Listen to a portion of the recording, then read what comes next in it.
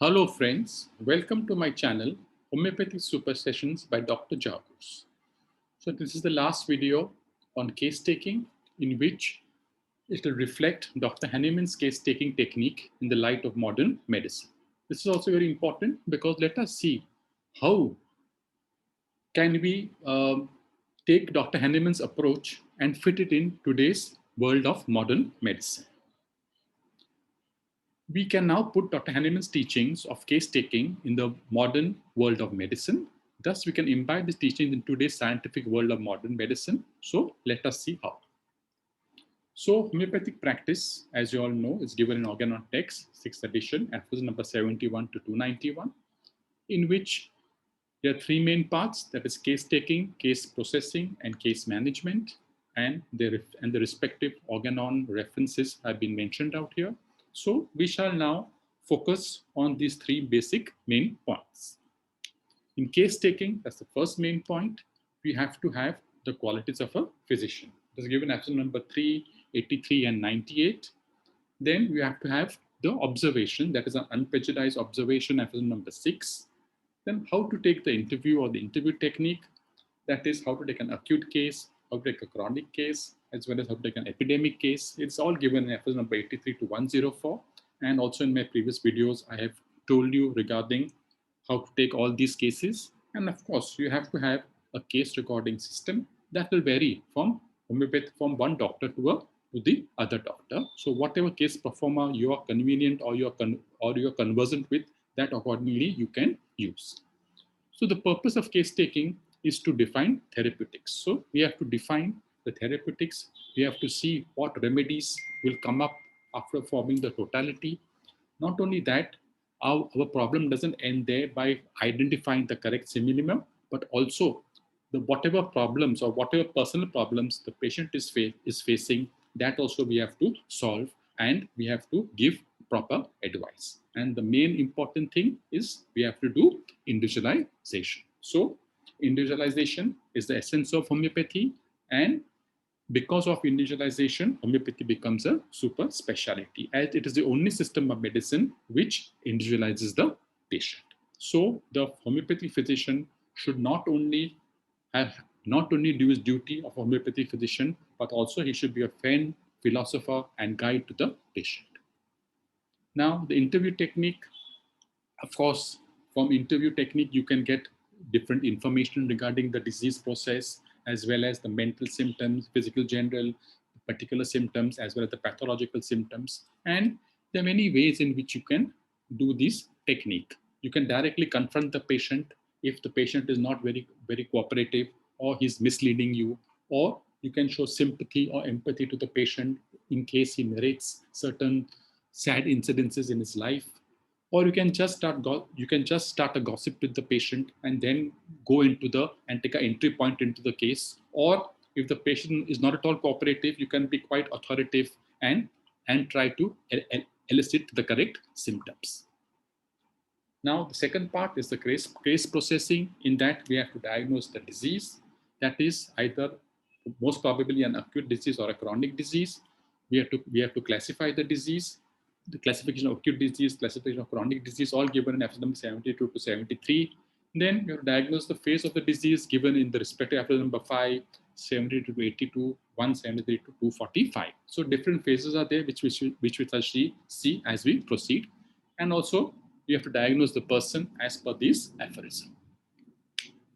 Not only that, you also have to diagnose the mechanism, the susceptibility, the remedy, and most important, the analysis and evaluation or the totalities. That is, whatever totality you're getting, either the acute totality or the chronic totality, or whatever totality you are taking, accordingly you have to see. You may be taking a sector totality also. So it depends on what totality you're taking. And of course, then you can use the repertorization, or you can use the repertory for repertorization also, which will help us to identify remedies which we have not even thought of. Now, in case management, we have to select the remedy, then we have to assess the susceptibility, we have to see what potency to give it, how to repeat it, we have to see the expectation of the case, the auxiliary mode of treatment, the remedy response or the first prescription, the interpretation of the second prescription, and the criteria for follow-up. Now, importance given to the auxiliary mode of treatment. Out here, we also have to include physiotherapy, including hypnosis, massage, and the diet and regimen as per the instructions given in the ORGANON textbook. Now, post-ORGANON development, the repertorial approach, either by Kent, Boger, Bornehusen, or Boger-Bornehusen, in which you can either use the non-repertorial approach or you can use the repertorial approach. In the non-repertorial approach, you can take the symptom totality, you can take the conceptual picture, or you can take keynote symptoms, you can form the portrait, you can use the doctrine of signature, and that will help you to selection of the remedy, the potency, and the repetition. Also, you can do structuralization or abstraction or symbolic or intuition, which shall be described later on. Now, importance is given to the diagnosis of the phase, diagnosis of miasm, susceptibility, formation of totality. So let us see these 4 points one by one, a little bit in detail. So the first point, diagnosis of phase.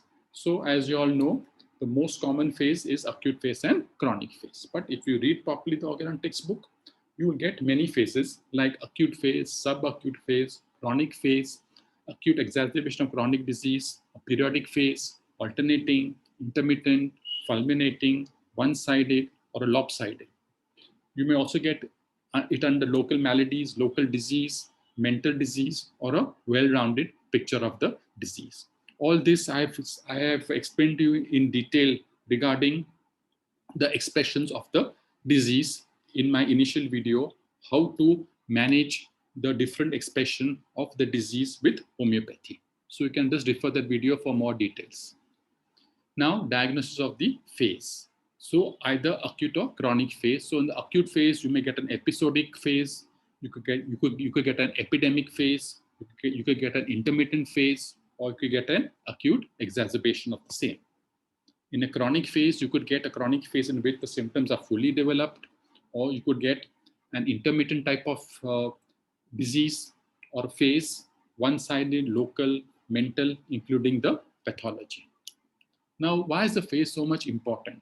Because the phase will tell you how to manage the disease. Different phase have different management. Like acute phase will have different management, chronic phase will have different management, one-sided disease will have different management, and so on and so forth. So the management differs. Hence, it is important to identify the phase of the disease. Not only that, but also the posology part and how to repeat the medicine, whether to give single dose stimulation, whether to give multiple dose stimulation. All of that will depend upon the phase of the disease.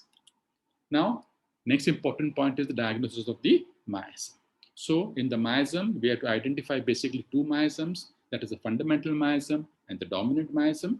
So fundamental miasm is obtained from the predisposition, that is from the family history and supported by the past history. Whereas dominant miasm in a case is obtained from the presenting complaint of the patient, which that is the location including the pathology. So the dominant miasm is also known as the presenting miasm because the patient will present with the chief complaint. So whatever functions are there, that will be seen through the presence of expressions, and you also have to see the time pattern and the chief and the associated complaints. Now, the importance of miasm is that it will help you up in the follow-up of the patient, whether it's going according to the Hering's law of cure, how to manage the patient if a complex miasm is there, and also to tell you how to repeat it and how frequently to repeat the medicine. Now, susceptibility, as I've told you in my video on susceptibility also, that susceptibility is not diagnosed by a single point, but it is diagnosed on the summation of all these points. That is the symptom exhibited, nature of the case, pathology involved, the miasm, especially the fundamental miasm, the sensitivity of the case, that is symptoms on the mental level as well as on the physical level. Is there any history of suppression, and the general condition of the patient evident through the TPR, BP of the patient. So with the summation of all these 7 points, you have to come to a conclusion whether the susceptibility is high or whether it is low. Only by a single point you cannot diagnose the susceptibility. So The susceptibility basically deals with the sensitivity of the patient and the response of the patient. In sensitivity, you have to see the intensity, the gradations, and the emotions of the patient. Whereas in response, you have to see the vitality, the miasm, the immunity, the pathology, and the expressions. Now, in an acute case, you have to identify the susceptibility by the sensitivity of the patient, the presence of concomitant symptoms, the expressions which are evolved, the pathology involved, including the general condition of the patient. Whereas in a chronic case, you can identify the susceptibility with help of sensitivity, the vitality, the fundamental miasm, the pathology, the expressions, the mental state, physical states, and the affected system, organ, or tissue, that is the location. So susceptibility can either be low or it could be high, or and in between it could be medium. Well, susceptibility can be at the level of general level or also at the level of the particular level. So it could be either high, medium, or low at the general or the particular level also. Now, totality, as you all know, we treat the man in disease and not the disease in man. So we have a holistic approach. We have to take into consideration man as a whole with respect to the mental symptoms, the physical general symptoms, the physical particular symptoms, including the pathology. So the totality is obtained by analysis of the case, by evaluation of the case, and formation of the conceptual image. So for that, either we can have the repertorial approach, that is, you can use the repertory by Kent, Boger, Berningsen, or Boker, or the non-repertorial approach by using keynote symptoms, abstraction by Vithulkas or by Dr. Sankaran, symbolic by Scholten and Whitmont, structural by ICR, also doctrine of signature and intuition. Whereas in a chronic disease, the portrait of the disease or the constitutional totality is seen in episode number 145 to 245, especially importance given to episode number 192, in which the cause, that is the fundamental cause, that is the miasm, has to be identified, whether there's any exciting or maintaining cause, the general modalities, general sensation and complaints, the mental characteristic, physical characteristic, physical particulars, including the pathology. So that's all about this short video and how you can relate case taking in today's modern world in order to become more scientific or more appropriate or more accurate. So thank you very much. Hope you like my video. Please do subscribe to my channel, Homeopathic Super Sessions by Dr. Jarus. Thank you very much.